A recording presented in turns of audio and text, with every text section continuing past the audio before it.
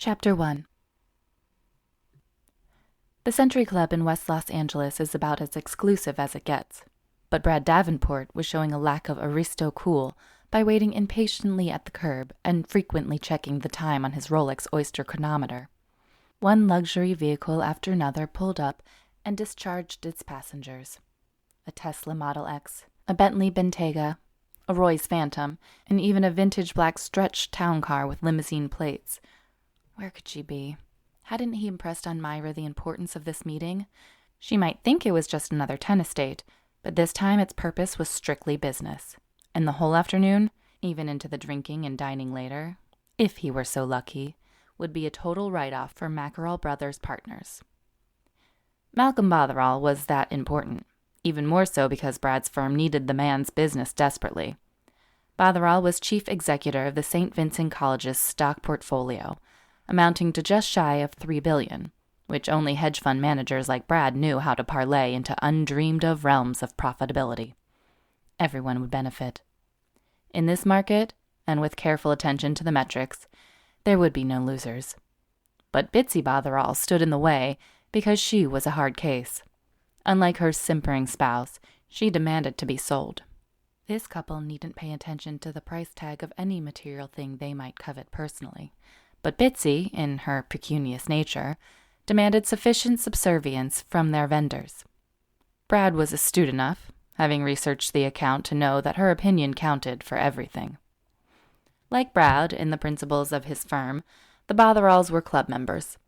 Last year, they had placed in the mixed doubles tennis tournament, and Brad was acutely aware that any evidence they were ready to grab the coveted crown would endear them to their less fortunate adversaries. Although he'd not partnered with her until today, he knew that his girlfriend Moira had been on the tennis team in college. For his part, Brad was fair to middling, as he claimed with false modesty, but winning was clearly not the objective today. The goal was simply to make the Botheralls feel like pros. If Moira could acquit herself well, but not spectacularly, they'd win the day. And then here came Moira in her not-so-late model Prius. She screeched to the curb, popped the door, grabbed the paper ticket from the valet, and deferred to him to park it. She was in business attire, a gray pinstripe twin set with a white silk blouse, and carried a mock designer overnight bag, a Gucci look-alike. She was breathless and gave him a peck on the cheek. "I've just come from court," she explained. "They drone on, you know. I really did try." He returned the peck, saying, "Why don't you quit that job? You keep telling me you hate it, defending lowlifes you know are guilty. I mean, criminal defense, what's even the point?" She explained, "Believe it or not, I care about all of them. But I need to be in a bad mood to win. Go for the jugular. Show no mercy. Take no prisoners. I'm doing right by the bad guys, which is sometimes more than they deserve." He bent to kiss her. He was a foot taller, proud of his lean stature, and at times like these, he lorded and made the most of it. Pulling away, he grabbed her bag and smiled. "How about pasting on your sweet face? That's the one I'm in love with. Do you remember the point of this appointment?" She nodded, catching her breath. "The Botheralls, mixed doubles. He double faults, and she has a weak backhand. They want to be club champions, and we don't want to convince them otherwise." She smiled. "I'd guess they want more friends, but they think they need trophies." She'd hoped he'd at least grin at her joke, but his expression went the other way. "Tone it down. Back it off a notch. They don't need to know what you did at UCLA, and they certainly don't need to see it." She nodded in agreement. "If I slip up and show off, please pretend it's a mistake." He counseled. "Remember, it's the portfolio I want. Besides his university portfolio, there's the Bitsy Botherall Foundation. They want to put a new wing on Cedars." "Where? There's no space to expand. What are they going to do, knock down the Beverly Center?" Hers was intended as another joke, but Brad wasn't in the mood. She couldn't believe he was serious when he replied, "Let's just say, with that crowd, anything is possible." Myra's first serve to Malcolm hit the canvas tape at the top of the net, thwack, and bounced back on her side. Perhaps rehearsing to be the good-natured loser, Brad called out, "Fault," with a deprecating smile. On her second serve, Moira tried not to smirk as she tossed the ball over her head to meet the powerful whoosh of her overhead swing, delivering a cannonball ace in the far corner to the older man's forehead. He reached mightily, but not far enough, and swung on air. Moira was sure Brad had no clue how difficult it would be for a skilled player like her to fake an amateur's performance convincingly. This singer had been for spite. In her mind, there wasn't much difference between underperforming on purpose and outright cheating. She deserved a few like this, she told herself, as long as she was willing to keep her nefarious promise to Brad, and go down eventually. But Brad called out as if the serve had missed the paint rather than landing squarely on it. The serve had been good, but neither of the Botheralls bothered to gainsay Brad's mistaken call. "Love 15, Malcolm yelled helpfully. Okay, now Brad truly owed her one. Time to show she had the stuff. On her serve to Bitsy, Moira gave the racket a last-moment twist as she torqued the head to slice the ball smartly at the peak of her overhead swing. The shot was not aimed at a corner, but squarely down the middle of the zone and to Bitsy's weak backhand side. The woman might have had a sporting chance of making a solid return, but as the ball bounced, it took off crazily at an angle that avoided her swing entirely. "Whew! Did you see that?" she exclaimed in amazement, the beads of sweat popping out on her upper lip. Brad gave a forced laugh, explaining to them but directed to his partner, "Hey, sometimes those flukes work in our favor, right, babe?" His expression said, "Don't do that again." 15 all, Malcolm called out.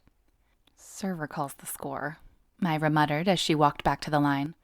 The other couple couldn't see Brad scowl at his partner's retreating back. And so it went on for 2 sets on an air-conditioned indoor court on a working afternoon. Moira and Brad gave it up, 2-6, and then, more respectfully, 4-6. Moira had been tempted to make the second set more interesting, but she chose instead to double fault at match point when it was her serve at 4-5. If she hadn't muffed that serve, it would have gone 5 all, requiring Moira to fake a lot more flubs to make it come out eventually 7-5 for the Botheralls.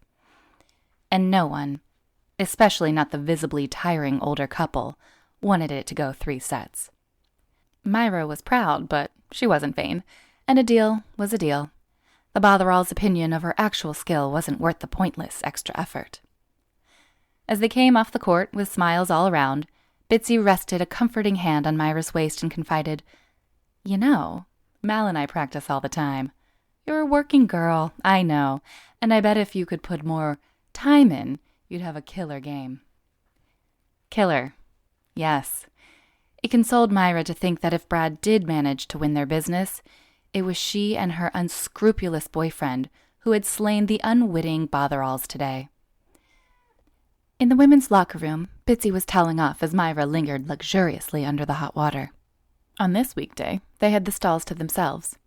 It was usually only at moments like these, when her subconscious let loose, that Moira would break into song. She sang A Force et Lui from the first act of Verdi's La Traviata. She'd admired the Joan Sutherland recording with Luciano Pavarotti. Moira's voice was more delicate than the famous divas, but she managed the full range of alto to soprano, including the nearly impossible high notes, just as capably as Sutherland had. From a tender age, Moira had sung opera even better than she played tennis, but she'd given up both when she'd committed to immersing herself in the law at UCLA. Singing was her joy and her liberation, but perhaps because she felt she'd betrayed her talent, she kept it hidden, except in private moments like this. But this time, she had an audience. Bitsy paused pampering herself to listen intently. As Moira emerged from the shower, Bitsy tossed her a fresh towel, saying, "You've got a set of pipes on you, kid." "Mal and I support the opera. His family had seats in Founder's Circle from the beginning." Moira shrugged. "My coworkers drag me to karaoke, but I won't let myself go on stage. I could chug a couple of margaritas, but then maybe I'd have no control and warble the high notes." And she chuckled. "Besides, there are no pop songs in my repertoire." Bitsy asked, somewhat rudely, "What's your background, dear?" Moira wanted to say, "Why, I'm from Los Angeles," but she was used to getting the question. Her answer was, "My father was Moroccan and my mother French. They told me to use her surname instead of his, so it's Halimi Joubert instead of the other way around." "He was Muslim." "She's Catholic, so either way I'm not permitted to do anything." Bitsy picked up on, "So your mother's still with us?" "That's right," Moira said. "We talk only occasionally because there's only so much guilt I can take." "And your father? Passed?" "Yes, it's been some years now. They immigrated to Los Angeles because he was starstruck with old movies. He started a chain of bookstores specializing in French literature. He did very well, but not because of the books." "I don't understand." My mother told me, and it was after he was gone, that there was a back room where they sold risque postcards and French letters." "French letters?" "The old gentleman's euphemism for condoms." But Bitsy only smiled, betraying her worldly knowledge of what men for generations have done who think they are fooling women. Still, in an admiring tone, Bitsy went on, "You know that serve of yours that bounced funny in the first set? You could learn to control that slice." She thrust out her hand to demonstrate twisting her grip on the racket. "Do some exercises, build up the strength in your wrist, and you could make it happen on purpose." She giggled as she added, "Like when the old gal on the other side is winded and it's match point." Bitsy insisted on exchanging phone numbers. Moira decided she might like the woman, given time.